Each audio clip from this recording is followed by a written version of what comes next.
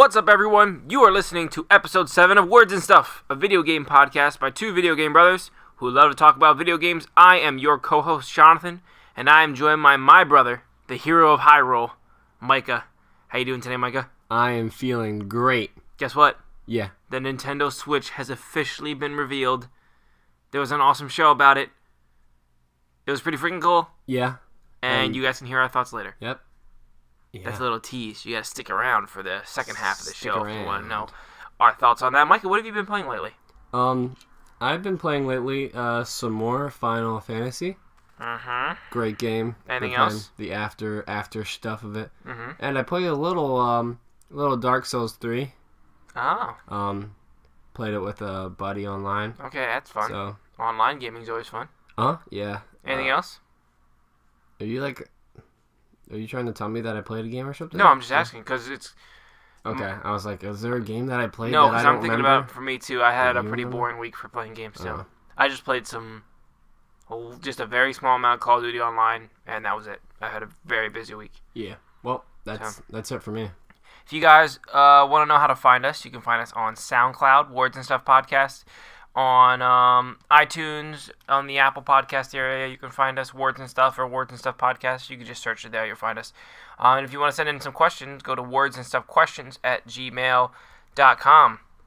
Cool. Mm-hmm. Which reminds me about... never mind. I guess I'll bring that up later. I have a thought, but I'm going to bring that up a little bit later. So we're going to jump right into speedrun, a very small little speedrun topic today. Speedrun is we go through some news that we want to talk about. We got 3 minutes to discuss each topic, and we got to get it done as quick as we possibly can. And there's only a few this week because a lot of the information is Nintendo related, and we're going to cover all that for the giant, awesome Nintendo Switch reveal all the goods and bads and in-betweens that we have from that. So we're going to jump right into speedrun, and none of these are Nintendo related. Actually, one is, but it's not Nintendo Switch related. But the first one is something that's kind of sad, and it is the fact that the game Scalebound, which is a game by Platinum Games for Xbox One, has been canceled. It is a first-party. It was a first-party game for the Xbox One. Now, I guess there's a chance anyway. I don't know who actually owned that. Sometimes owning the rights of owning a game are crazy. For example, we had Rime earlier in the year where it was supposed to be a launch game for not a launch game, excuse me, an exclusive game for the PlayStation 4, and that was then kind of dropped by PlayStation 4, pretty much canceled in that way. But then Rime had somebody else pick up. They bought back the rights to the game, and they had somebody else work on the game, and now it's going to be coming out, so they had somebody else publish it for them.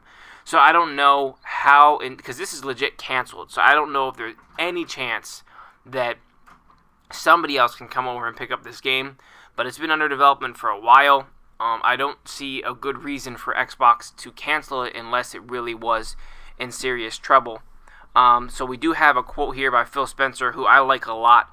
He is the Xbox head. He's been in that company for a long time. He said, "This is a difficult decision. We believe this is the best. Difficult decision. We believe result is better for Xbox gamers. Still disappointed. I'm confident in 2017 lineup, and that's our focus." Yeah. So it's a troubling thing for sure. I think that the Xbox exclusive lineup now is looking thinner and thinner. I remember somebody pointed out to me. Do you remember that weird fighting game, like Phantom Dust or something strange like that? Phantom something. It was a fighting game that they announced, and now they're going to remaster the original. But they announced a brand new version of that in 2013, I believe. They announced Scalebound, and they announced that Fable Legends game. That was supposed to be like one guy is controlling the bad guy and everybody. All those are now canceled. It's crazy.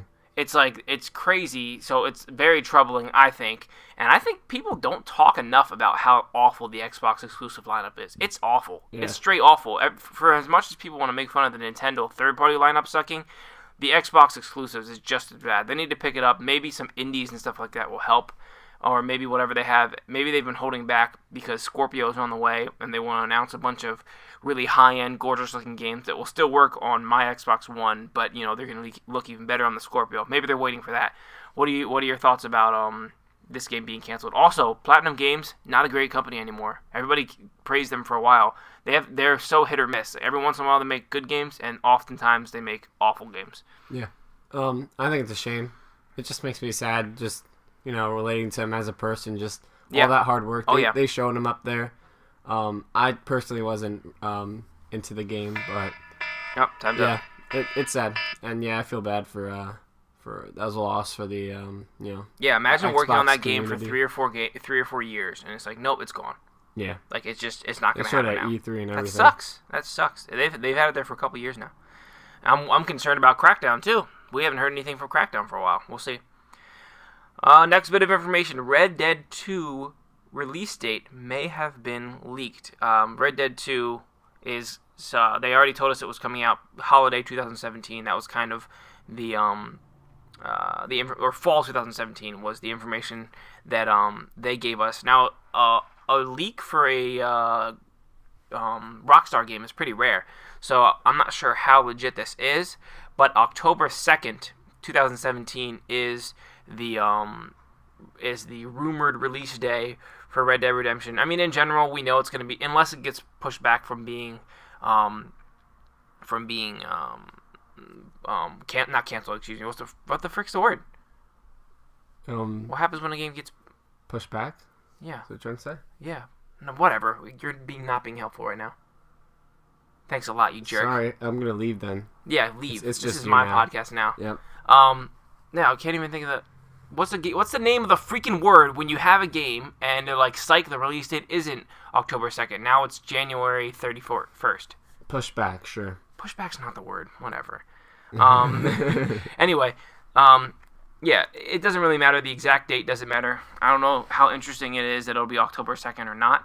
But if it is, I mean, I don't know about you, but if I'm every other game in the universe, I'm like, yeah, I'm not coming out within like a month window of that. No. Like, I don't even care what you are. If you're a game that comes out in mid to late August or early to mid October or even late October, and you want to compete with, like, you're an idiot. That game's going to be huge. It's going to take everybody's time and everybody's money. Yep. And I know that, there's not going to be much else that I'm going to want to play because it's such a massive game. It's an open world game, especially if you're a game that compares to it. If you're some kind of open world or multiplayer focus to an extent, because I know it's going to have a bit like a co-op focus with the whole Red Dead Online type thing. Same thing they have with GTA. So if you're a big single player open world RPG type game, you're going to get screwed over. If you're like a multiplayer focused co-op game, you're going to be like, nobody should. If nothing else, this is maybe like help for the other people to be like, yeah, let's make sure we push it. We have our game come out a little bit earlier or way later because nothing should come out around this. You're an idiot. Anyway, I'm really excited about that game though. Yeah. Any thoughts? Not really, actually. Delayed. Yeah. Delayed is the freaking word. Yes, there you go. The game gets delayed. Pushed back. Yeah. But, yeah. Time's up pretty much. Beep. Beep. Beep. Next topic. Oh, yeah, this is a really, really cool and interesting one. So, obviously, in the world of video games, hackers are very rampant. And I have a lot of respect for people who can jump into some console or something and like hack to the extreme and like do all these crazy things. Seems like a waste of time to me. Well, no, if they do awesome stuff with it, but I'm not the biggest fan of. Well, I'm not a fan at all of stealing. By getting games legally and whatnot. It's not the coolest thing in the world. People do it. They do it. Whatever. But hacking is, to an extent, it's really cool. And there are a lot of people actually who get jobs in industries because they're so good at hacking, and they're like, well, we want you to build something that is less hackable or just with your skill set be able to work for us. Yeah. So anyway, recently the Nintendo Classic has been hacked, and with that people have found a way to like put more games in it and stuff like that. And a very, very cool thing that Nintendo did, once you hacked the actual NES, inside of all that crazy code and whatnot, there was actually a message. NES Classic. Is that what I said? I think you just said NES. In the NES Mini Classic, whatever you want to call it. If you bust it open and there's all that code inside, there's an actual message in there in English, and this is what it reads. This is the Hanafuda captain speaking, and Hanafuda is the card game that they used to make, right? Yeah, it relates to what they did before they did Before they were games. Nintendo, they had hotels. They were like pretty much prostitution places. Have you ever heard about that one? No. They had like borderline prostitution. Like love hotels or yeah, exactly. And they also were huge on like card games, trading card games. But they used to be called, that was the name of it. So it's kind of a funny thing on that. Anyway, it says, this is the Hanafuda captain speaking, launching emulation in 3, 2, 1. Many efforts, tears, and countless hours have been put into this jewel. So please keep this place tidied up and don't break everything. Cheers, the Hanafuda captain. Very cool. It's not even saying, like, how dare you come in and hack us. It's saying, we know we're going to get hacked. You know you're going to find a way to get inside of here. So it wasn't like, how dare you hack as soon as you got on there. The message instead was just being like, be careful. Don't destroy this thing. Don't be stupid with it. Take your time. We put a lot of love and care into it, so please, you do the same. I think it's really cool. It's really awesome that they put a little message like that in there. What do you think? I think it's funny. And neat. Neat? Yep. Very neat. That's all? Yeah, it's cool that they did that. There's other companies, I've seen other stuff where they do that, where they put something in it, something funny, something really weird. But yeah. Yeah, I think it's really cool. It's like Nintendo's version of it. Yeah, it's pretty neat. And it's cool that they put like some classic things with the card game and that kind of stuff. Just kind of having, a cool message like that. I think it's neat. Yeah. Time's up. Next topic and final topic for Speedrun. We're roaming around here real quick. Oh, yeah. There was some footage that got leaked recently for a very interesting game that could have been. Speaking of games that have been canceled, like Scalebound, apparently there was a game that was in the works and was pretty far along as a Halo spin-off. And this Halo game was a Mega Bloks Halo game. Very interesting. It was like a third-person platforming, cartoony-looking game where you would come up to... I think they wanted to distinguish it from like the Lego game, so it wasn't just collecting beads. They also had like some building and stuff. You would collect some stuff, and then you would like build up a wall or build up different like weapons, I believe. I watched some footage of it. I watched like 10 minutes of it. It was interesting. It looked very clunky. It did not look polished at all as far as the gameplay, but it looked like a cool idea. I liked it. This was apparently this was from back in 2013 for the 360s. What initially was being built for. And it had characters like the Covenant and Grunts and Elites and Hunters and all this kind of stuff. And you were playing as the Master Chief again. If nothing else, I like the idea because I think that Halo is on a downward spiral right now as far as popularity, as far as its just general impact in the industry. I feel like if you said the word Halo in 2006, in 2004, in 2008, in those, it was just like, yeah, Halo. Halo is the game. Yeah. And now it's like, oh yeah, I guess so. Yeah. If you ask parents what Halo was in 2008, everybody knew. If you ask them now, they probably forgot. You could ask those same parents. They're like, I don't know. Yeah, kids would be like, I don't know what that is. Yeah, you're right. Even kids. There are kids that, like, if there was a 8-year-old kid that wanted to play Halo, which they shouldn't because it's M-rated, they were wanting to play. Now, an 8-year-old kid barely even knows what Halo is. They'll be asking them to play Call of Duty or something. Exactly. Else. They're not going to be begging their parent to be playing Halo. So I like the idea of some spin-offs and stuff like that because the series is dry. We got Halo Wars 2 on the way, and we got that top-down twin-stick shooter that was on our Xbox Live Arcade type thing, and I think it was on Xbox One. It was on tablets as well. But I'd like to see them branch out and make some more spin-offs. What do you think? Do you have any off the top of your hat, like a spin-off idea for Halo, for the Halo series? I just want them to start the funeral and just end it, honestly. Really? Yeah. But that's all Xbox. They can't do that. I know they can't. Xbox it just makes me sad. I don't like these. That's why I like the idea of a spin-off. What if we started, some story-based stuff, maybe like Telltale's type thing, like a story-based thing, or a small scale. What if you went all the way back and you told the story about when the Master Chiefs began, and I forget the lady's name, but the woman who started the entire thing by stealing children out of parents' homes, and I don't know. There's a lot that you could tell there. Time's up now. Yeah. But yeah, it's such a. I'm so done. Like, I don't think I'll even, unless Halo 6, when it eventually comes out, looks incredible. I won't even be interested really. It's just Yeah. Oh well. All right, that's it for Speedrun. Usually we have double or triple that amount of topics. Yeah.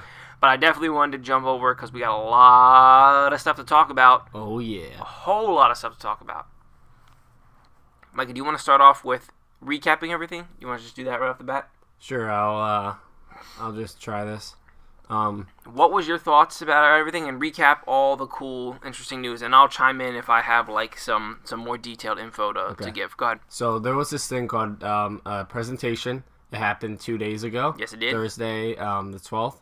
It was like 11 that o'clock would be at 3 night. days ago. We're filming this on Sunday. Wait. Oh yeah, true. Jeez, it felt like it was like yesterday, really. Yeah, I was looking forward to it so much, and now it's gone. And it's like, now it's like Christmas. It's now that it's here and it's gone. You're like, now what? Now I'm just waiting for E3. But go ahead. And actually, no, I'm waiting for it to actually come out. Oh yeah, which is even sooner. Which, by the way, March 3rd, very soon. That is awesome. That is only like a month and a half away. So, that's fantastic. And we already got ours pre-ordered. We're ready to go. Yeah, Nintendo Switch presentation. They officially announced it. It was for everyone, and especially for the whole Wall Street side of it with stocks and stuff, stocks, and analyzers, and all that stuff, all the statistical stuff to it. And they announced the price of it, $300. Mm-hmm. What do you think about that? I think I thought it would be a little lower. Both of us when we saw that we were like, ooh, because it's not expensive. That's a fine price. Yeah, it's not bad. It's good for a brand new console. That is not bad. And for everything that it does, and all the technology that's built into the Joy-Cons and into the console itself, and into the fact that you can plug it into your TV and you could take it on the road. It's a portable gaming tablet type thing. Technology. It's incredible. So for all that's going inside of it, and the tech that's inside of it, and everything that it comes with, which I'm gonna recap exactly what it comes with in a bit, it's pretty awesome. But 300 still, I was hoping for like a 250 mark. That way they could also have like, this is the cool, like it's a bargain. You know what I mean? It's not just a cool new piece of tech. It's also something that is cheaper than the Xbox and the PlayStation 4. I was hoping for something like that. I mean, as of right now, it's literally the same price as the Wii U is. So obviously they'll drop the Wii U's price big time, probably down to like 175 or 200, and then just sell the rest of them. Eventually it'll die. But I was definitely thinking and hoping for it to be a little bit cheaper than that. We're gonna do our top 10 Wii U games, Micah. Should we wait until we play Zelda, or should we just say that's a Switch game? I think we should have it more as a Switch game. So, maybe now that the Wii U's dead, maybe in the next couple of weeks we can do that episode, do you think? Yeah. Okay, so unless you guys are tired of us talking about Nintendo, because that's all we've been talking about. Get over it. Yeah. Get over yourself. No, I'm just kidding. So, continue on with so March 3rd and $300. Go ahead. Yeah. Well, I didn't say March 3rd yet. You said it, so I'm going to say it. March 3rd. Yes. Less than 2 months from now, basically. A month and a half. So that's earlier than we both predicted. Yep. Or expected it to be, honestly. I thought it'd be mid-March or later March. Yeah. Also, it's weeks away from... we are kind of talking about the possibility of it butting heads a little bit with Mass Effect. So it's literally the opposite. Mass Effect's like the last week in the month, and this is the first. Okay. So I like that those are separated. Yeah. And for fans too. By then, if you get a Switch and you play Zelda, by the end of March, you're not going to be done the game, but you will have probably beaten the story and will have gotten a whole almost month worth. And then if you're a fan of Mass Effect, you get to play that too now. So it's nice. Yeah. They then kind of had their whole technology aspect or part of the conference where they showed off all the different things it can do, different modes of playing. Mm-hmm. They named them specifically like table mode or something like that, where it was a stand. Yep. Then you either use the Joy-Con things or the Pro controller. Yep. Many different options. You can have the Pro controller, which is just a regular controller. You can have walking around on tablet mode with the tablet itself has controllers on it. Then you could take the Joy-Cons off the side of the tablet and put that onto a grip and play with those controllers. Or depending on the game, there are motion controlled games where you can just use the Joy-Cons. And then TV so mode there's many as well. different options. Yeah. Definitely. Then they went into a lot of the games. Splatoon 2, Mario Kart Deluxe, Legend of Zelda Breath of the Wild. Of course, they showed more of that. A bunch of RPG games, a crazy amount of RPG games, really. What else? Let me think here. Before we get into the games, because I have a whole list of games, I was just writing them down. I'm just naming them. Yeah. So. There's a couple other things. No region locking. That's very nice. Oh, yeah. So if there are some strange, wonky Japanese games, we can just get them and not have to wait for them. You might have to play them in Japanese, or maybe there's sometimes games that never come out over here, and you might be a fan of that series. So it's nice that there's something like that. Or there are other people that live in different locations, like somebody who bought a console while they lived in England, and now they live in America. What are they going to do? You know what I mean? They have to buy them from Amazon in Britain and then have it shipped over. That's stupid, So stuff like that. Yeah, I'll mention a couple more of the technology parts of it, or the not game stuff, and then we'll get into that. So a couple more things. Yeah, the Joy-Con things do way more than I expected them to do. Yeah, big time. There's a lot. There's so much technology in all of this. They're built in with the even better than Wii Motion Plus had, 1-to-1 kind of motion movement in the Joy-Cons. And it has some crazy new technology with the rumbling of it. Yeah, they call it HD Rumble, where he's claiming that you can feel it. They had a video where somebody's putting a piece of ice in a glass, and then a second piece of ice, and a third piece of ice, and he can feel that, and then he can feel the water filling up, and then you can feel it drink. Very, very cool for some good feedback in games. And remember, those Joy-Cons are still going to be plugged into the side of your... If you're even playing with the grip controller, with the normal one, you're still using that, so they can still use all that feedback no matter what the game, whether it's a motion-based game or whether it's just a regular game where they want you to feel the experience of feeling that, maybe like a horror game where you can feel a footprint. I was gonna mention that. You know what I mean? Or a heartbeat, but not just the normal on that you have in a controller now. Apparently, it's way better. And from what I saw, people said that it was definitely really neat tech. They liked it a lot. If you're playing a shooting game or something, it probably gives you really great feedback. Yeah. Splatoon might feel funny. Yeah. Somehow they make it. I don't know how you make it feel like paint or ink. Apparently, it has pretty good. And then battery life, 2.5 hours to 6.5 hours. What do you think about that? And that is. Were there any more details with that? Or was that they didn't say much more. That's pretty much it. But that's right on the money with what we were shooting for. Yeah. So I think that's great. That's fine. We mentioned this several times, but these days it's really easy to get somewhere hooked up. Yeah. Most cars. You can easily plug it in anywhere, airport, airplanes, all that stuff. Yeah, so yeah. I'm not really concerned with that at all. No. And the other thing that sadly we gotta mention, we can get into it more. The subscription, which doesn't seem that great. Okay, so there is paid online subscription. Yeah. So first of all, the biggest plus will be that online is just going to be better. They're going to have more money coming in from the consumer to make the online experience better. So Smash Bros. Is not going to be a laggy piece of crap. Splatoon is going to feel even more right on, it's going to feel better where you're not feeling like lag is existing because they're going to be able to put more money into these servers. So that's the best part. Yeah. And that's the number one reason why I don't have a biggest problem when it comes to, if I'm a big online gamer, which I am way more on the Xbox 360 and the Xbox One. Not so much for a Nintendo thing. They've only recently kind of been more of getting some online games, but it makes sense. And they're going to bring some more details down the road. There's the possibility of your games that you've already purchased on the Wii U coming over. But some of the stuff that we don't like as much when it comes to that is the fact that I was hoping for free games, just like they've always talked about.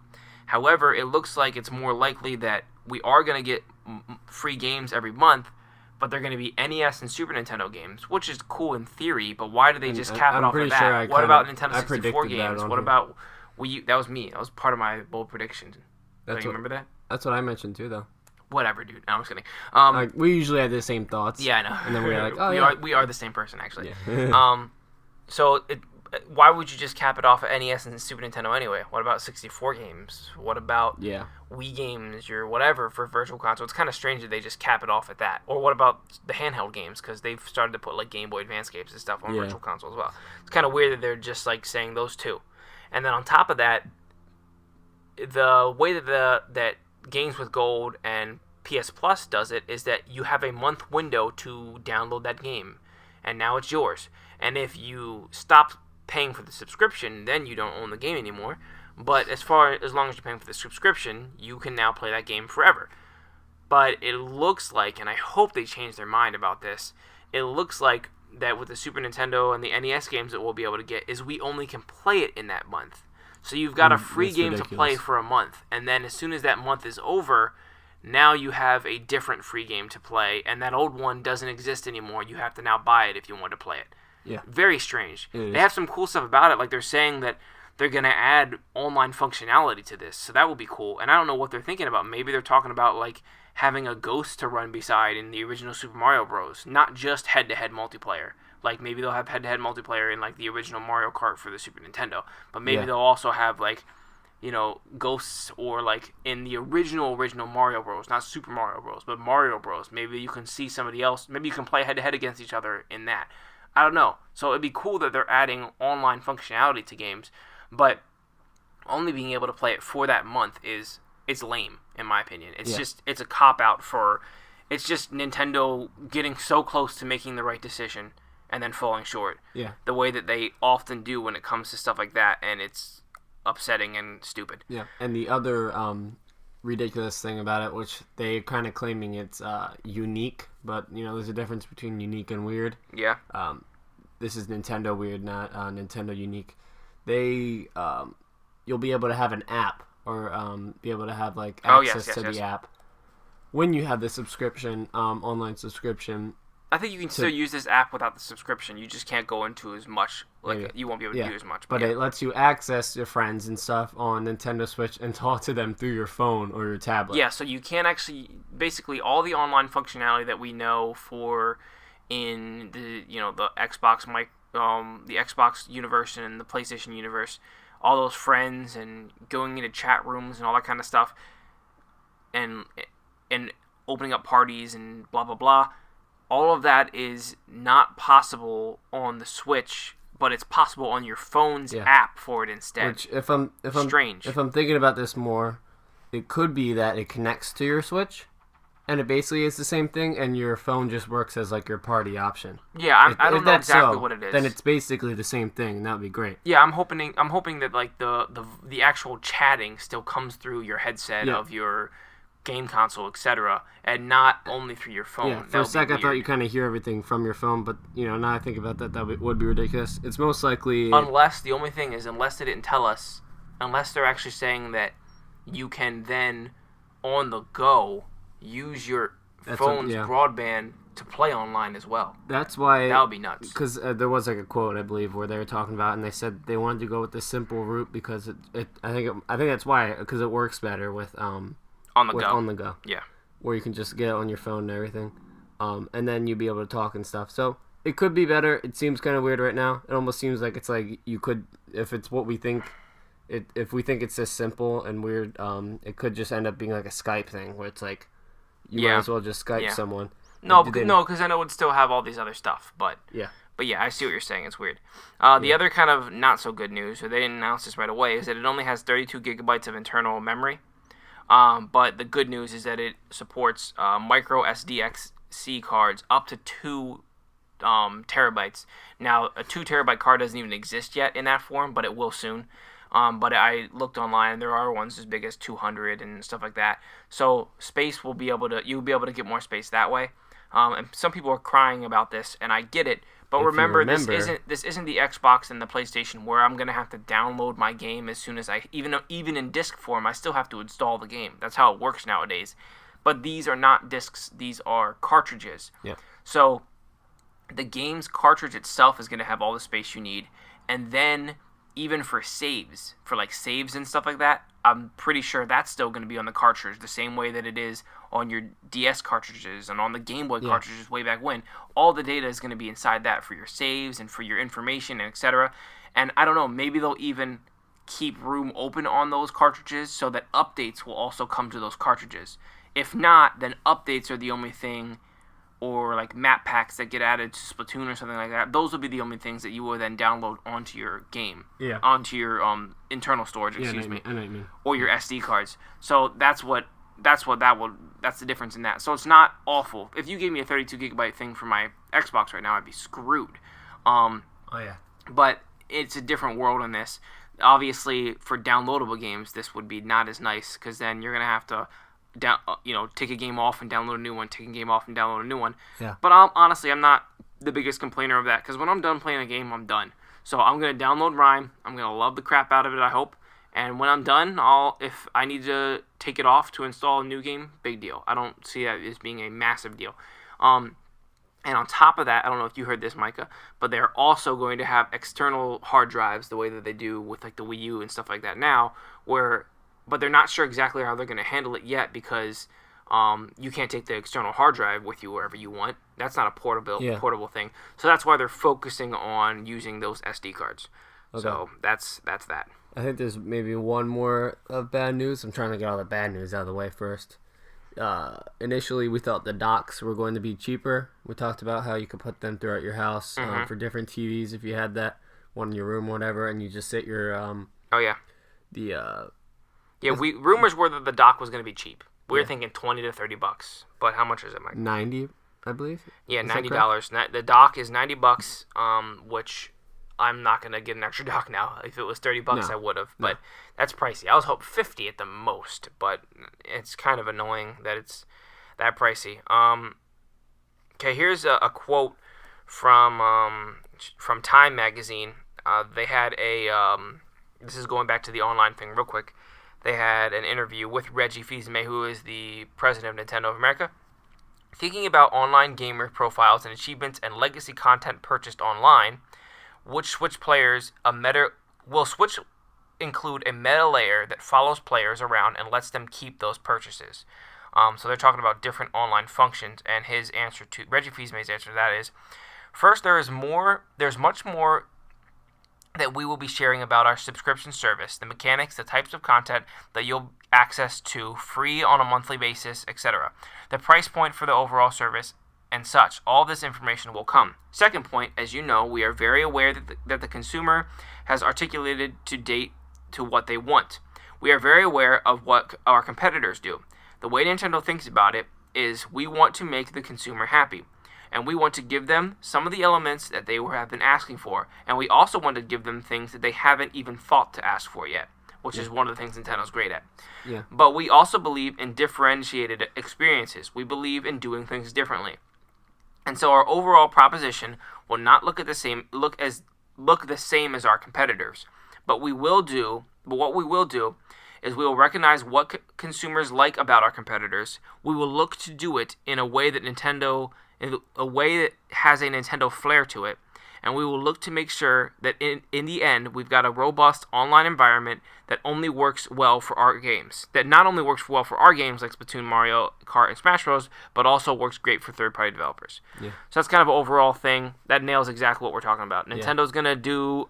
it's good that they're going to do some things that the competitors do, and hopefully they pick up on the right things. And then they're hopefully going to do some Nintendo flair thing that he's mentioning where they handle something that we're like, whoa, that's really cool. We hadn't even really thought about that. Yeah, it's the unique Nintendo and then the weird Nintendo. Yeah. But I think they always try to go for the unique Nintendo stuff. Sometimes it ends up being weird. Like, no, we don't want to give you that game. Yeah, exactly. Forever. Because we're different. But it's like, that's just weird. A couple quick other things. I think we're gonna jump to the games in a bit, and I'll help you out with this list, Micah.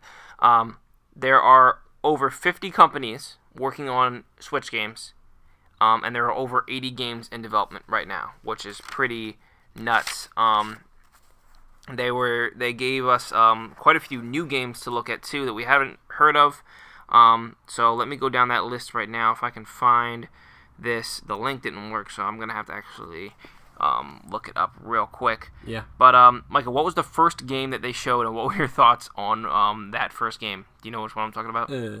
Yeah, it was weird. Was it 3, 2, 1? 1-2 switch. Or 1-2 switch? Yeah. Yeah. What the heck is 1-2 switch? They never. What is that? Yeah. We don't even know. I don't even know if they know what it is. 1-2 switch is their next party game. It's what they're hoping to be their next Wii Sports Resort type thing. Not Wii Sports Resort, but yeah, that too. But their next Wii Sports. It's supposed to be like their next, like, oh, there's a group of people here. Let's whip out 1-2 switch and show everybody the awesomeness. But yeah. I need to look more into, maybe there were like some like they had the Nintendo Treehouse the next day.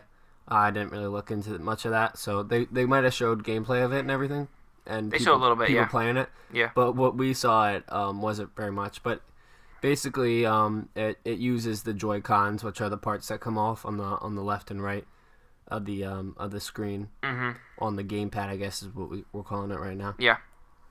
And those work as Wiimotes, like we said as well, and you can use those to play games. But the whole gimmick is that you don't really look at the TV. It's all based on that HD rumble thing and on like timing. Yeah. So they showed off things like a duel game for like a cowboy western duel. Milking a cow. They showed a whole bunch of crazy stuff. I think a karate one. It looks really cool. If you guys ever played the WarioWare games, it looks like that type of thing. I'm actually even wondering, looking on it now, I almost wonder if those are the people who are making this game, because it feels so similar to these wacky, quick, little, crazy mini games. My problem is the price point. I feel like this should have been like a game that was built into the console, or here it is, you have this game. Yeah. You know what I mean? Because then you're going to be able to sell people on the idea. It's $50. That's a little pricey to me. If it was $30 or if it was built in, I'd be down. I'm just a little bit concerned that it doesn't feel like one of the best parts about Wii Sports is that it was built in. And guess what? Nintendo Land probably would have been more successful if that was built in. Yeah. Like, I don't know why Nintendo doesn't realize that it works so well for Wii Sports because it was built in. Yeah. But yeah, I'm excited for it though. I think it's gonna be a lot of fun. I think it's one of those things that they're kind of having for like a family part of like of this console, like they did with the Wii. Yeah. With games like Wii Sports. Yep. And stuff like that. It's basically a party game. So you can be playing it at parties and stuff with friends. And it doesn't require the TV. You could just bring... Yeah, you can just bring it anywhere. Yeah. And you don't even need to really look at the screen barely. You just look at it to like kind of pick the games you're playing and whatever. Other than that, which is really cool. They were showing people like playing it outside and stuff like that. So in those ways, it could be really neat. But we'll see. Yeah. Next game they showed off was... The trailer, again, was pretty crappy. But... Half of it. The rest of it was pretty cool. No, the half of the trailer was crappy because it was like with real people. It was a cool game called ARMS. Like you were excited about this game. Super excited for this game. Tell people what this game is. This game is basically... The name's kind of bad. ARMS is weak name, but go ahead. It's people with springy arms. It's a boxing arena type game. A boxing arena fighter. Yeah, fighter. And you have springy arms, and you can shoot them out far and punch the opponent. It seems to be like a 1v1 thing so far.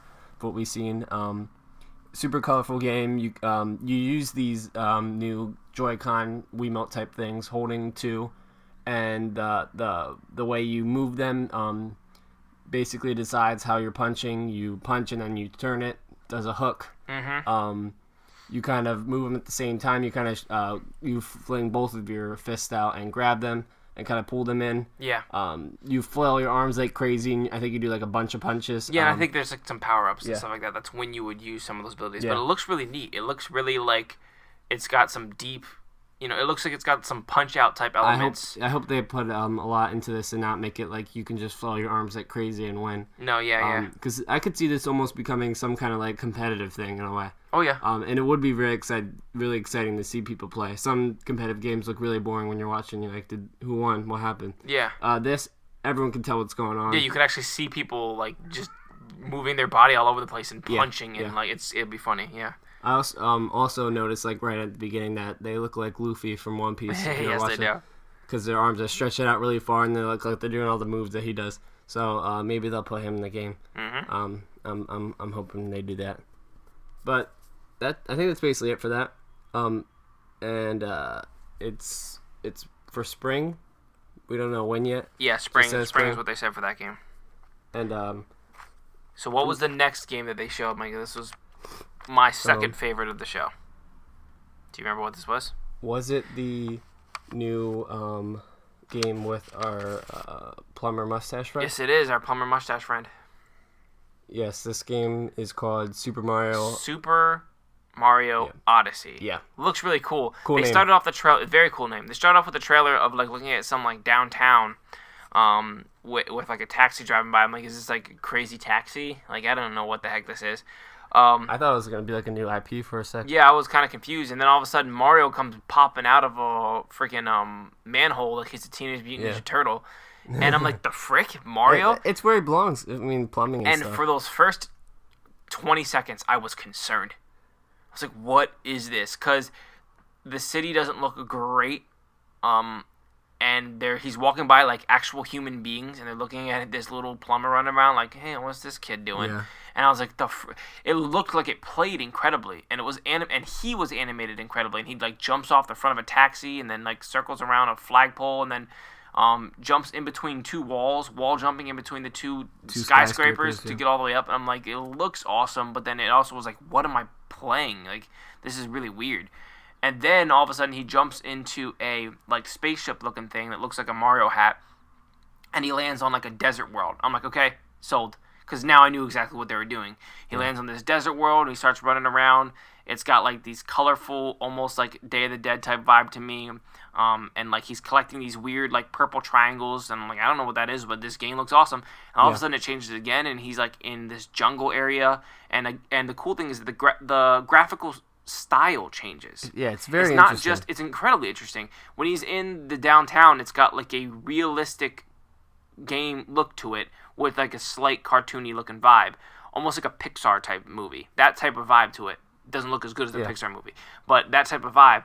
And then he jumps into this jungle area, and it looks very detailed and lush and like kind of real. And then all of a sudden he goes underwater, jumps into this area where he's going underwater, and it looks incredible.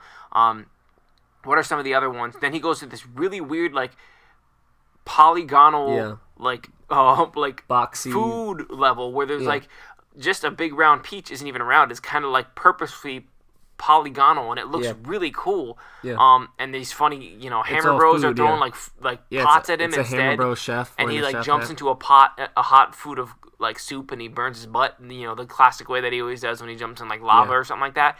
And then he changes again, and then he's in this, like, instead of being in a jungle area, he's in, like, a really deep wooded area. Where these massive trees. Gigantic trees, and it all looks gorgeous. Yeah. And then the story element comes into it where he's, Bowser's there, and of course he's trying to, like, steal Peach and, like, marry her.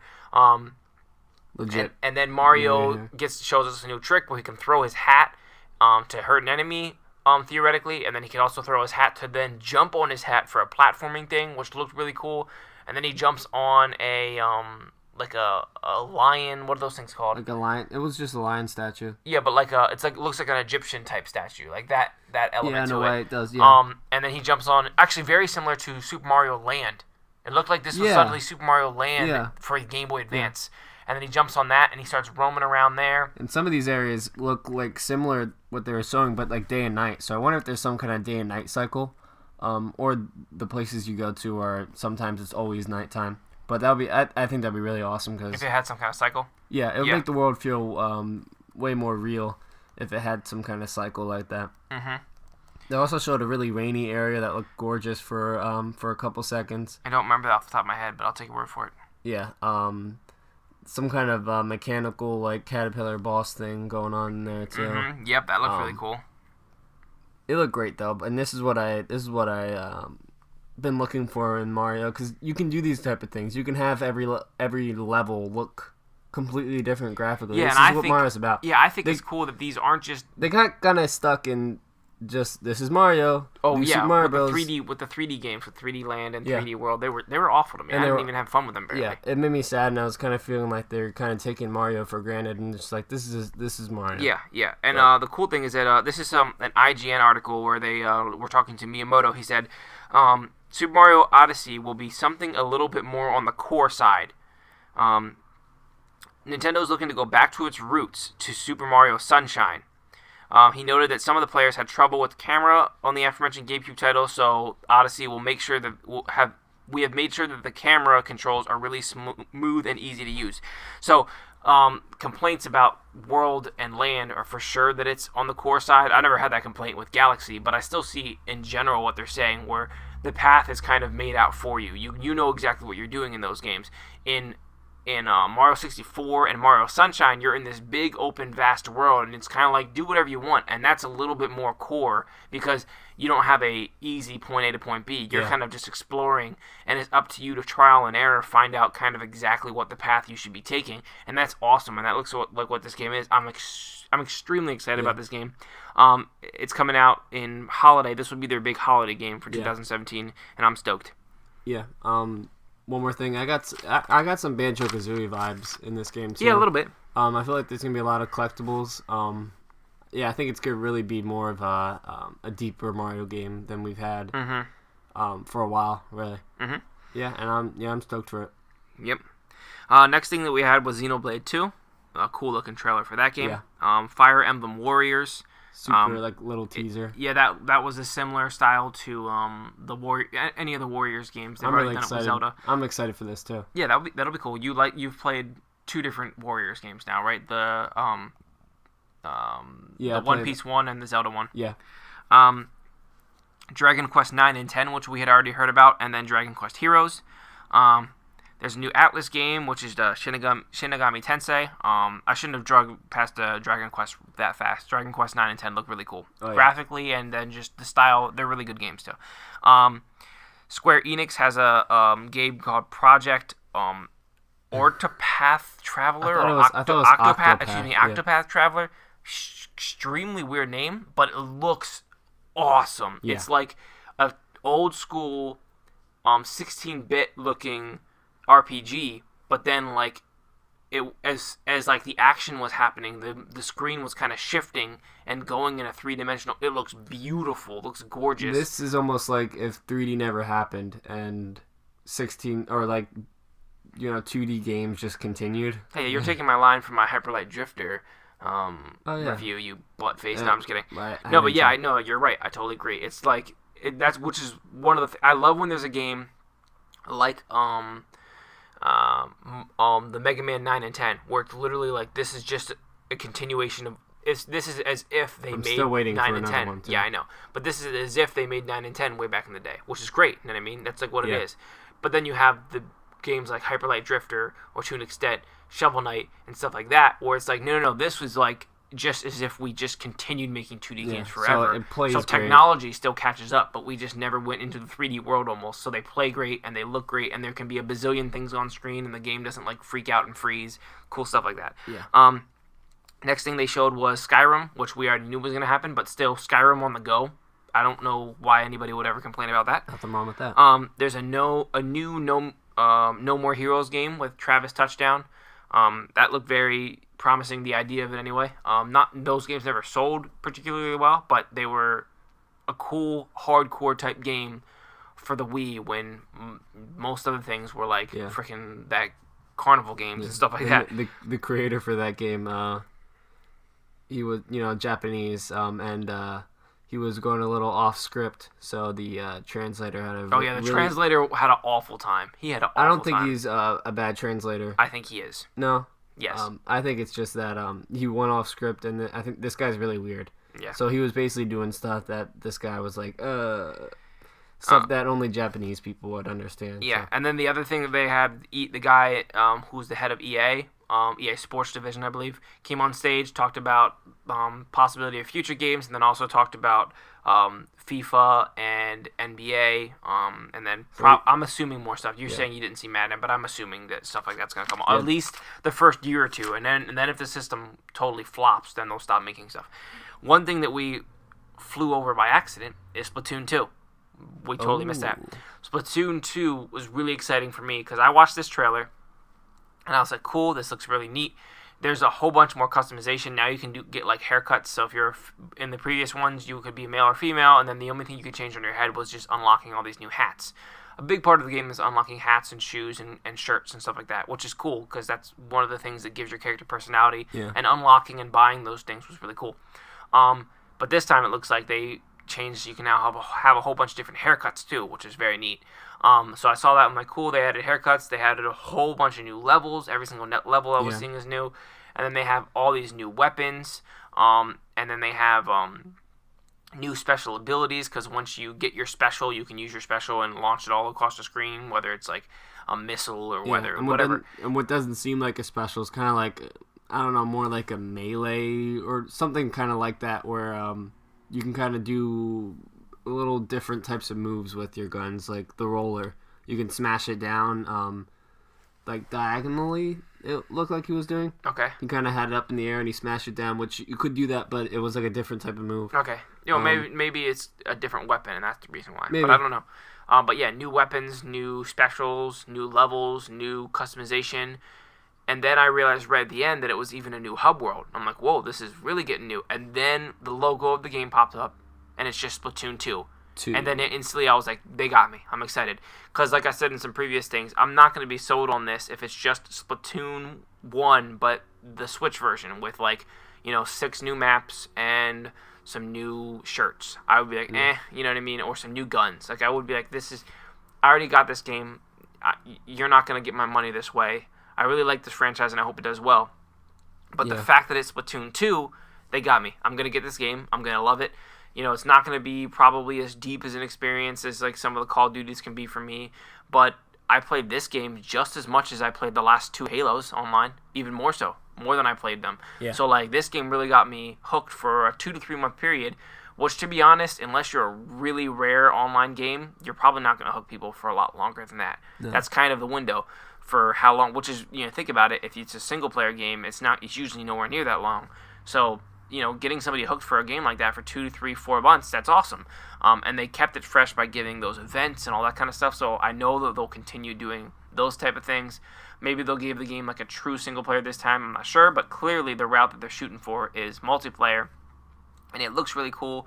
The thing that is funny is that after the trailer came on, this really strange dude came on stage wearing a suit, holding like the dual wielding, one of the new guns that was like a dual wielding gun, and like saying that he's like he wasn't at all. He was being in character. He was like saying, "I'm a scientist that have been like studying the Splatoon characters and blah blah blah," and it was uncomfortable. And then this was the time where the translator had a lot of trouble.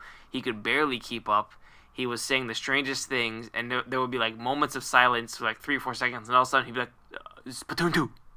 And you're like, what's happening? And then he, like 3 times, he went in this super like uncomfortable pose where he like bent his body over like sideways and like pointed the 2 guns like diagonally to the sky and said Splatoon 2. It's the new cool thing to do. I don't know. Like it's going to replace dabbing, I guess, but it was like so freaking like I was uncomfortable watching it at this point. It's about that. Yeah, it checks in though. That's what Nintendo's all about in Japan. It's Japan. It's Nintendo and it's Japan. So I'm not gonna complain a whole lot because I can't help but love them. But it was definitely kind of uncomfortable and weird. But yeah. Yeah. Let me see if I want to talk about this thing. Okay, so then let's go over the list of the games that I saw in the montage. We had a new Sonic game, which official name for that new Sonic game is, where did it go? Sonic Mania. Is that what it was? Yeah. Basically it's like a 16-bit. Just going back to what Sonic really was like. Yeah, in the first Sonic Mania games. we had Minecraft Story Mode I saw, and regular Minecraft, so that means Telltale's on board, and Minecraft is on board, so that's great. Thank you, Xbox, Microsoft, for letting us play Minecraft on this console. Rayman game, they did not show that rumored crossover game. That woman's looking like a liar, by the way. All these things she talked about, and like 2 of them happened. Yeah, I don't know. So I don't know. We had Lego Cities Undercover 2, which is very cool. The first one was really neat. And what's the official name is? Let me just click this. I forget what the official name of the game is, but it looked really cool. Here's the list of games they have on their website at the moment. They have the new FIFA game. They have Street Fighter 2, the Final Challenger. So it's basically Ultra Street Fighter 2, the original, but then they have like it's kind of it's updated with a couple new characters and stuff. It looks fantastic. Super Mario Odyssey, Elder Scrolls V Skyrim, Splatoon 2, ARMS, Has Been Heroes, Just Dance 2017, snipper clips for only $20. I'm getting that game, Micah. It looked so freaking weird. That 2 seconds of trailer, I think I want to get that game.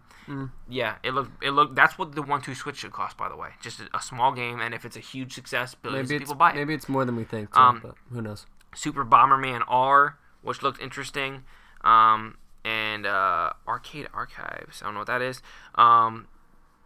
Disgaea 5, which is Japanese fans will freak out for that. Japanese role-playing fans. Dragon Ball Xenoverse 2, Farming Simulator, Fast RMX looked really good. It looks like a F-Zero spinoff, which Nintendo should just buy this developer and say, hey, can you just make that exact same but with F-Zero skins? Done. Yeah. Fire Emblem Warriors, Minecraft Story Mode, Puyo Puyo Tennis, which has been a huge success for a lot of places. Rayman Legends, the Definitive Edition, Rhyme, which I can't wait, Shimigami Tensei, Siberia 3, Steep, which Steep looked gorgeous, just like it looks in the other consoles. I think I might actually get that game on the Switch. We still have the other Sonic game called Project Sonic 2017. I think that's a different one. That's the more realistic. Yeah, exactly. Lego City Undercover, NBA 2K18, Sonic Mania is the old school one. I Am Setsuna, Skylanders Imagineers. Those are a whole bunch of different games. Some of those definitely popped out to me. One I did not mention, which give me your thoughts, Micah. They did not on stage show us Mario Kart 8 Deluxe. I think it's kind of strange. I know what they were doing. They wanted to make it clear that these are all brand new games. And the more I think about it, everything on stage was brand new. Yeah. Other than announcing some third-party stuff. So like Skyrim, you know what I mean? Yeah. So that's not a brand new game. But they wanted to make sure that people knew that, at least to an extent, these third-party people are on board. And then in the montage, there were some quick flashes to some games, like the Rayman Legends Definitive Edition, stuff like that. Yeah. But I thought it was interesting. I thought that they should have at least showed Mario Kart Deluxe, but I understand that they did why they didn't. Yeah. But the trailer that they put up instantly afterwards is beautiful. It looks fantastic. They added battle mode, awesome. Finally, they added a Splatoon battle mode level, and then 2 Splatoon characters, the male and female from the original. Yeah, and actually change them to be all the different colors and everything. So cool. So, what are your thoughts about that game? And then B, also rumored that there are up to 16 new maps, which would be great. But what are your thoughts on the game and what you've seen so far? And what are your thoughts on why they didn't have it at the show? Why they didn't have it is basically the same reason as you said. They're trying to go for all new, fresh. Because this game is not like a brand new game like Splatoon 2 is. I don't think they really wanted to show it then. I think it's great though that they didn't just they make it feel very new, just adding that deluxe to it and just all the new stuff they have in it. But yeah, I'm not sold on it yet. If that 16 track thing is true, I think I pretty much would be sold. Yeah. All it really is a couple more characters and battle mode, and that's not really much. But if they add all those tracks, that'd be great. I guess all the DLCs packed in it too, so that's pretty cool too. With Link and everything, and Animal Crossing.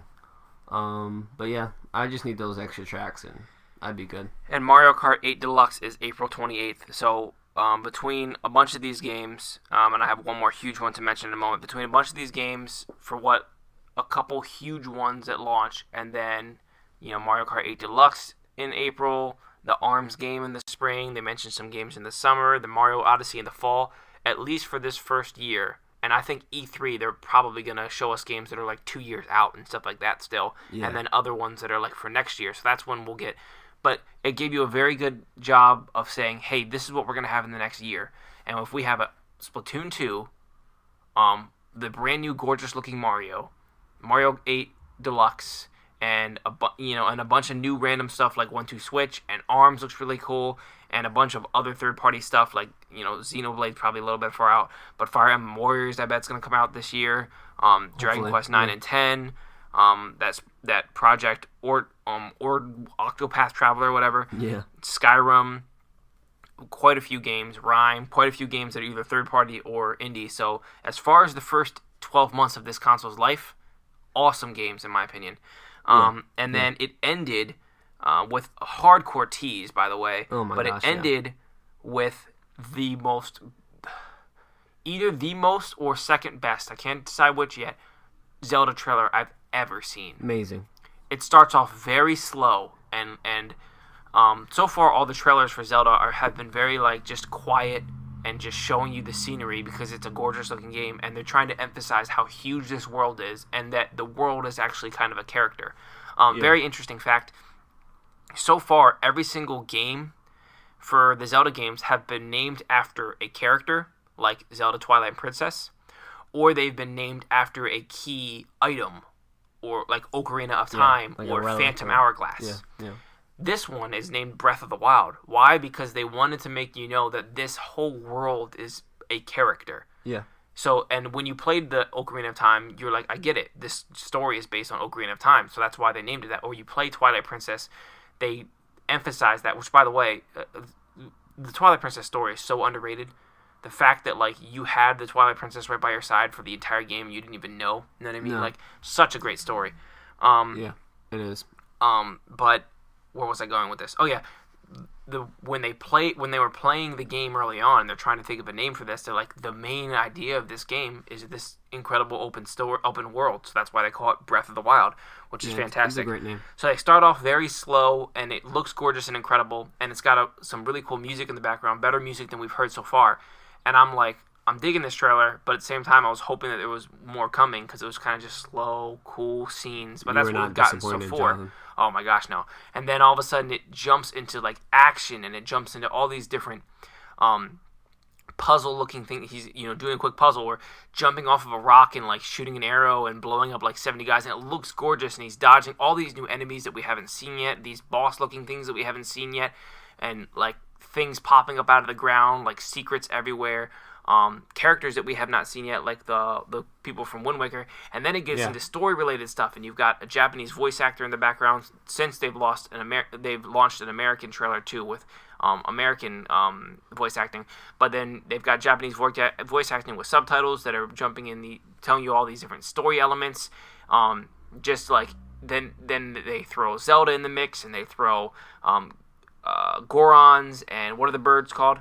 Ritos and Zoras, all these different, all that stuff. And it's like this is like it looks to me, because they've created such a giant world, it looks like they're like every single species we've ever done, we're gonna make sure that they all have a prominent role in this. And they showed like a bustling looking like little city area, like town, because so far it's been so empty as far as what we've seen. But now they're introducing this huge story, but not only just story, they're introducing all these characters from these species that we've known and love from all these different games, from Wind Waker and Zelda and Ocarina of Time and et cetera, and it's just ramping up more and more, and the action is getting crazier and crazier, and it's getting emotional. Freaking beautiful, amazing trailer. One of the best trailers I've ever seen. Goosebumps galore when I was watching this thing, and I'm a total nerd for saying that, but I don't give a crap. And I'm so pumped about this game. And before I ask you all of your opinions on the trailer and then your thoughts, I'll go to where they teased it. After that was done, they jumped over to, they're like the show's done. Thanks so much for watching. Right? Is that it was the trailer first, right? I think the trailer was afterwards. Was it? I believe so. Okay, you're right. But they so still before the trailer, they did a hardcore tease. They're like, the show is pretty much done. Thanks so much. So the president of Nintendo came out on stage, and then he's like, now I want to send you over to the president of Nintendo of Europe, or I don't know if it's Nintendo of UK. I forget. It might just be Nintendo of UK. And he'll talk quick. So then they jumped over to the Nintendo of UK guy, and he's like, thanks guys so much for watching. Because at the UK people were up at like 4 o'clock in the morning to watch this. And then they're like, now we're going to jump over to people in, excuse me, I'm about to sneeze. God bless you. Thank you. Over to Nintendo of America, and then Reggie Fils-Aimé is on screen, and he's like, thanks guys so much for watching. And then in the background, somebody's playing Breath of the Wild, and we're like, wait, are they actually going to show us? Because at this point, they're like, why is Zelda Breath of the Wild not here yet? Yeah. And Shigeru Miyamoto's there playing the game, and he's like, Shigeru Miyamoto, everybody's been wondering about when this game's going to come out. Can you tell us when the game's going to come out? And he's like, no, I can't. But maybe this guy can. Yeah. And then all of a sudden, Enuma, who's been in charge, even more so in charge. It's vice versa, Zelda. I believe. What? It was Enuma that was playing. No, you're completely wrong. Miyamoto was playing, and Enuma was behind. And Enuma pops out from behind. No, I'm 100% sure about this. Enuma pops out from behind. Wait, it doesn't matter. Enuma has been more in charge of the Zelda series than Miyamoto has been in forever. He's been more in charge of Mario and then just overseeing of a grander scale. Aonuma's been the Zelda dude since Ocarina of Time. And then he jumps in the back and says a few things, and then he's like, nope, but I can't tell you either. And then they jump back to the actual stage in Japan, and then finally the trailer starts there. And then at the end of this whole trailer, it finally, this gorgeous, incredible trailer, it finally says March 3rd, 2017, which is the exact same day that the Switch comes out, and the Hallelujah Chorus starts because this game looks so good, and it's only a month and a half away, and it's going to be a launch game on the Switch, and I'm super duper duper pumped. Micah, what do you think about the date? What do you think about the trailer? What's your hype meter, etc.? It's like over 9,000 for sure. Over 9,000! Yeah, I'm super excited for this game. I don't know, it's just crazy because, you only get a Zelda game every, 6 years, like a core 3D Zelda game. It's the first one we've gotten since 2011, I believe. So I'm super pumped for this game. It looks great. A lot of emotion, just emotion. Oh yeah, put so into much the emotion. Game. The story looks great so far. All these awesome characters, beautiful world. It's really like a mix of Wind Waker, and almost maybe Skyward Sword, I'd say. Mixed together. Yeah, just a beautiful art style. I'm over the moon for this game. I can't wait. Yeah, I'm so excited. I can't get over the fact that I could be playing this game in less than 2 months. Yeah, which we should, unless our copy of Switch Fake just one. doesn't exist and gets lost in the world of who knows. But more importantly, our money. yeah, exactly. One more other cool note that let me see, this one I talked about, this I talked about, that I talked about. I also have official the dates for games. Basically all the games that are coming out this year. This year? Well, I went through that entire list earlier, didn't you hear me? Oh, this will just sum it all up, and there's some stuff that you don't think you know either. Okay, but before you do that, I have some news about Zelda. And this is more of a rumor, so it's not legit yet, but apparently we're hearing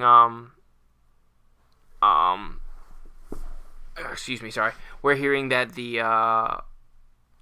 for Zelda there's going to be 2 options, at least 2, for American voice acting and for Japanese voice acting. So I think it's really cool because personally I think I'll play Japanese acting because as soon as I saw that trailer, it just looked right. It just was really cool for me. And then you could just have American subtitles, or you could play with English voice acting, and you'll be able to understand it perfectly. But that was a really cool thing. I hope that's true because that's pretty excited. They usually put a lot of effort.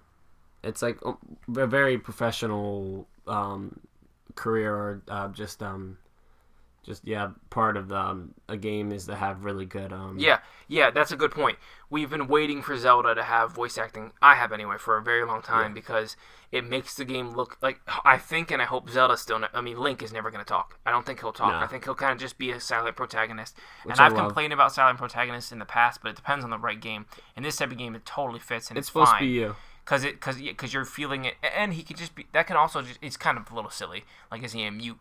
But it's also a part of the characteristic of who he is. He's a very humble hero. He's just this quiet, humble guy who's saving the world and risking his life, but not he's not Drake, who's making funny quirks, and Drake is clearly a narcissistic dude who's very self-centered. You know what I mean? Yeah. But that's the charm of him, and we love him for that. But Link is a very kind of humble and awesome dude for that, and then hear all these other characters, the Gorons and Zelda, and hear them all communicating in that way. It looks awesome.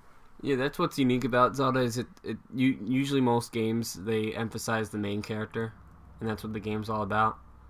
But Zelda games are really about everything around you, because you are the main character basically. You're not looking to see what the main character is going to say or what he's going to do because you're controlling him. That's what you're doing. You're looking around the world and you're looking what is the world going to do? What's going to happen? And I think that's really special about Zelda games. Yep. So here real quick, I'm pretty sure this is the legit. This is on Twitter for Nintendo, I believe. For launch day, March 3rd, we have Zelda Breath of the Wild, 1-2 Switch, Skylanders Imaginators, Just Dance 2017 and Super Bomberman are. Yep.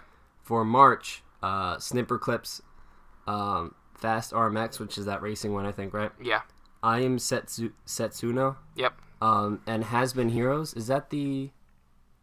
That's not related to the No More Heroes thing. No, it's not. Has Been Heroes is a roguelike, which I still don't know what that means, but it is a roguelike game. Huh. I don't know what that means. I've looked up the definition of a roguelike game, and I still don't know what the heck a roguelike game is. It's an RPG, but RPG roguelike, and you can have like dungeon crawling roguelikes apparently. I don't know what a roguelike is, but that's what game it is. Okay. And then April 28th, Mario Kart 8 Deluxe, and then Spring 2017, which those were all spring already basically. But this is like they don't have a specific date yet. ARMS, the Tetris, and it looks like it's a mix of Tetris and Puyo. Oh yeah. But they're like mixed together. Yeah, it says frantic 4-player puzzle mashup. Yeah, it's a fantastic game. A lot of people really like it. It's a lot of people's favorite puzzle. It's a really fun twist on Tetris. People like it. I don't know much about it at all, other than it's popular and amongst the people who like those type of games. Yeah, and then Rhyme, and then the it's the one that you were talking about that Japanese people are crazy about. What does that say? Disgaea 5. Yeah, Disgaea 5. Mm-hmm. Complete, whatever that means. And then we have Summer 2017, Splatoon 2, Fall 2017, Skyrim, Elder Scrolls 5 Skyrim, and then Holiday 2017, Super Mario Odyssey, and then just 2017 overall, which don't have specific dates yet. It says Xenoblade Chronicles 2, John. Yeah. So that's coming out this year, hopefully. Street Fighter 2 Ultra, the final challenger. Okay. That looks kind of fun too.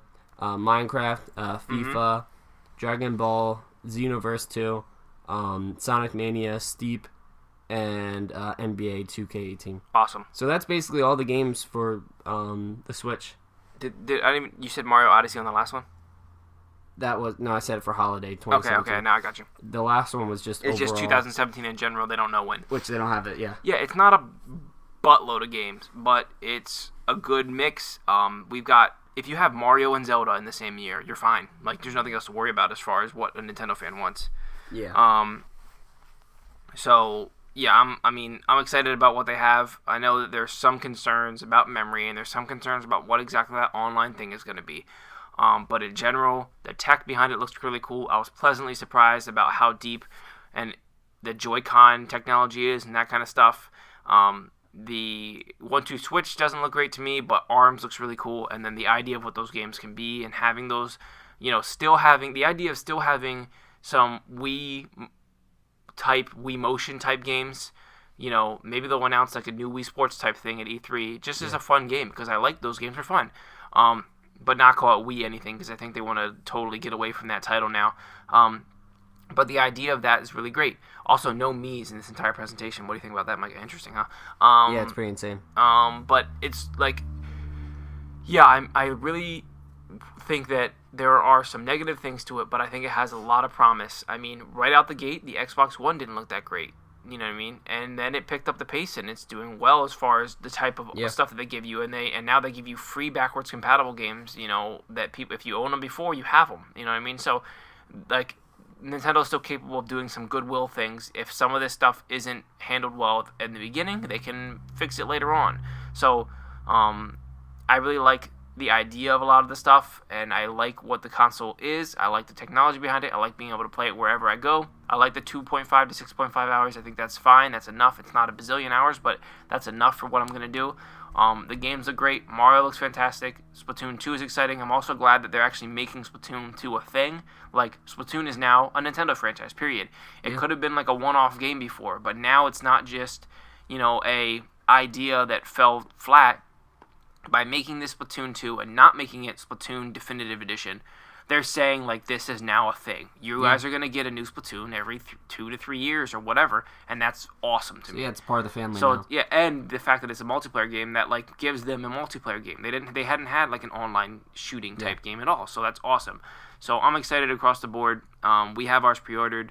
I can't wait. I know it's not perfect. I hope that they do double the Wii U sales. If they end up doing that, then that's good. You know what I mean? I don't know exactly what they'll do. I don't know if it'll be the same as Wii U or less. I pray not. But I think it's good. I think it already has more excitement than those did, and I think it already has the promise of better games than the Switch had. So I'm excited about it. Yeah. I think they have a lot ahead of them. They have a lot of potential. I think they could blow it away with a lot of awesome stuff at E3. I think what they really need, and I know that they're probably already getting this ready, is just show Monster Hunter at E3. Oh yeah. And you have all of Japan buying. Yeah, seriously, you're right. And it's perfect for the subscription too. So if they make the people are gonna get the subscription if there's Monster Hunter. You know what I mean? Oh yeah. So they can play with other people. So they'll make more money that way. So yeah, they need to take Double advantage whammy. of that. Just do that, and they're good. So I agree. I'm looking forward to playing it. I'm looking forward to E3 to see what else they have in store. Mega. Release date. You guessed March 17th. I guessed March 10th. We both got 0 points for that. I'm recapping our this is our predictions. Prediction points. Because the correct date is March 3rd. Scaled prices. Will they announce price? Are there going to be scaled prices? And what will those prices be? You said yes to prices. You said yes to scale prices, and your guess was $245 to $315. I said yes prices. I said yes scaled prices, and I guessed $250 to $350. We both get 33 points for that because they only announced one price. Okay. So then Zelda a launch game. You said yes. I said no. You were correct. Yeah. I kind of was just doing that to try to do opposites. I shouldn't have done that. Sure. That messed me up. No, I did. I even mentioned it. I was like, to be fun, I'll do the opposite. How many third-party games will be announced as launch? As far as being there at the show, 0. They didn't announce any. Afterwards, it may have come out, but the question was how many will they announce on stage as being a launch game, and 0. Afterwards, you mentioned some, but as far as what was there, it's 0. So we both got that wrong. Will they talk about battery life? How long? You said yes, 3 to 4 hours. I said yes, 3 to 6 hours. I gave myself a whole point for that because 2.5 and 3, it's the freaking as close as it gets. Yeah. So I got a full point. You get a half point. Beyond Good and Evil be there? You said no. I said yes. I shouldn't have took so much stock in believing in this dumb girl. She freaking wasn't right about 2/3 of her stuff. Maybe it still exists, but it wasn't there at the show. So you got a point. I got 0. Pokemon Stars. You said yes. I said yes. 0-0. I think that they'll announce that at E3. Yeah. I still think that exists for sure. Our one duh guarantee is you said it's a new Mario trailer. So, I mean, that was like a super duh. You got it right. I said Mario was going to be the first game showed. It was not. So you got a point. I did not. Almost our off-the-wall guarantee, you guaranteed that Final Fantasy 15 would be there. It was not. You also guaranteed that the Final Fantasy 15 main character will be in Smash Bros. He is not. Maybe. They didn't even show Smash. Nope. And then my off-the-wall guarantee was that there would be an online subscription, there would be free games, it would be connected information, and there would be premium for broadband. I got 0.75 correct because there is online subscription, there are free games, and it's connected information that they announced through the phone and whatnot. And the premium thing was wrong. So I got 0.75 for my off-the-wall one. Wow. That was pretty good. Ooh, I got this stupid one that I mentioned. The one question for all, you said, I asked you, will... No. Let me see. What am I doing here? Yeah, I asked you, will Splatoon be there and Mario Kart and Smash Bros. As Wii U games brought back? And you said no, and only one of those was there. It wasn't even there. None of those were there. Mario Kart was announced as a game to be brought back, but Smash Bros. Wasn't there, and Splatoon is a new game. So yeah, you were correct in that. And then you asked me, is a Square Enix going to be there in more than just like a logo? And I said yes. And they were there. And they were there for games. So much stuff. That was a silly question. Yeah. And then we tallied it up, and the winner is Micah. Oh, I won. With 4. I misguessed this earlier, so it's 4.90 points, and I got 3.14. So Micah you win. Wins. You win. Last thing. What do you rate the show? Out of 5. 5. You seriously give it a 5 out of 5? No. 4.4. No, I'll go 4. 4. I think they executed it well with all their personal first party games. I hope they can get a little more third party stuff, which they did do great for what Nintendo has. But like what Nintendo's done in the past with all those has been great. So it's pretty good for that. But on comparing to PlayStation and Xbox, it's still not the best. Most of the games that are coming out are kind of just like Japanese games that you typically see on Nintendo, like RPGs and stuff. But I want to see more of that stuff that's going to appeal to American gamers too. Yeah. Like shooters, more Western games, games that are Western developers are making. Yeah. What is Retro doing? Yeah. What is Retro doing? E3. I think E3. I think E3 has great potential. Smash Bros. We always say that, but like Pokemon, Monster Hunter, whatever Retro's working on, which could be Metroid. A new Metroid or Donkey Kong Country 3. Yeah, well, we already have that. Donkey Kong True. Country Returns 3. I don't know. Whatever. Something. The third one of the newer ones. It'll just be Donkey Kong. If they make another one, it'll just be Donkey Kong Country Switch with the subtitle. But yeah, so I give it also 4, and I had mine ready already. But I give it 4 out of 5 Joy-Cons. I think that the price is not as good as it could have been, but it works. 300's fine. I think that, on the contrary, I like the idea of the paid online, but I just don't like some of the stuff that they've talked about it. But they said more information is on the way. No region locking is great. Battery life is fine. Mario looks great. Splatoon looks great. Zelda looks phenomenal. The whole Rumble thing, the HC Rumble thing looks cool. There's so much technology packed into the Joy-Cons. That's great. The third-party lineup looks nice. Not perfect, but looks really nice. A lot of Japanesey type games, but a lot of fun games in general. ARMS looks really cool. 1-2 Switch was not psyched about. There were definitely some periods there I was uncomfortable and concerned. Like, they started off by just showing this is the price, this is the date, this is the battery life. We have an online functionality, and it was brilliant that they just said fact. We need to get these things out of the way. Some of it great and some of it not so great. Here's the price, whether you like it or not. Here's the price, so there's no more holding your breath about it. And here's the battery life, so there's no more questions about it. You know what I mean? That kind of thing. So it was great to get that out of the way. And then I don't like the next part of the show where it was the 1-2 Switch and ARMS. I like ARMS, but the first half of the trailer was uncomfortable. Yeah. ARMS and 1-2 Switch. It was a little too gimmicky. But it was just also really do you guys actually have good games coming? If ARMS is your game, I'm so concerned. ARMS looks cool, but it can't be the game. You know what I mean? Yeah. So that's why I feel like that would have been better somewhere in between. If they started with Mario. They should have started with Mario, period. They should have started with Mario Odyssey. I think it would make those weirder games feel more special and more fun when you started off with something like Mario. Yeah, because then you're I'm not... in the back of my head, I'm where are the good games? Yeah. If you started with Mario and then you had that kind of stuff, that would have been better. And then there was a little bit of lulls in there when they jumped to some third party. He's now we're going to switch to so-and-so. It was a little bit awkward. It's cool, but sometimes the people who then started talking... was okay, you're talking for 2-3 minutes now. We only need you to talk for 45 seconds just to say I'm making a game. You know what I mean? Yeah. But in general, I liked it. I liked what we had. It's capped by 2 incredible games and a bunch of good games, and so I'm happy. Cool. Yep. That's it for me, I think. So, what are you excited for, John? Good question. I forgot about that part of it. I am over the next few weeks. I can't think of much. There's a game on that I'm interested in, but I can't think of it right now. I can't think of it, but I'm sure I'll talk about it next week or the week after that. But there's a game that's coming up in January. Then I'm okay, this looks interesting. Not some it's an indie type thing, a smaller scale thing.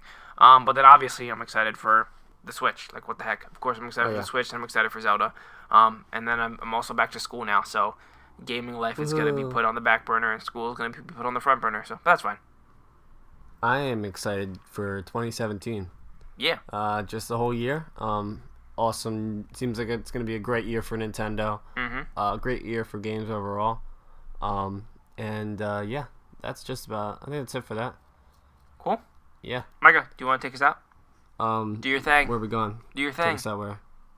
End the show. Do your thing. Okay. Oh yeah. Here's a quote of the night, day, morning, whenever you're watching this. Yeah. Middle of the night. Yeah. You ready for this? I am ready. You want to know what's the best thing in my life? It's the first word of this sentence. Aww. You. That's like so freaking cute. That wasn't directed to you. No, it's not. It's not you guys. No, I'm just kidding. Or you. Or is it? Or you, John. Who is it? Well, yeah, it's directed to our fans. Oh, that's so sweet. Yeah, it's really cheesy though, so I'm sorry that I'm sorry I gave you such a cheesy. Kind of disappointed in the cheesiness. No, I'm just kidding. It's fine. Okay. Cool. Thank you guys so much for watching. Now we're gonna switch back to our real lives.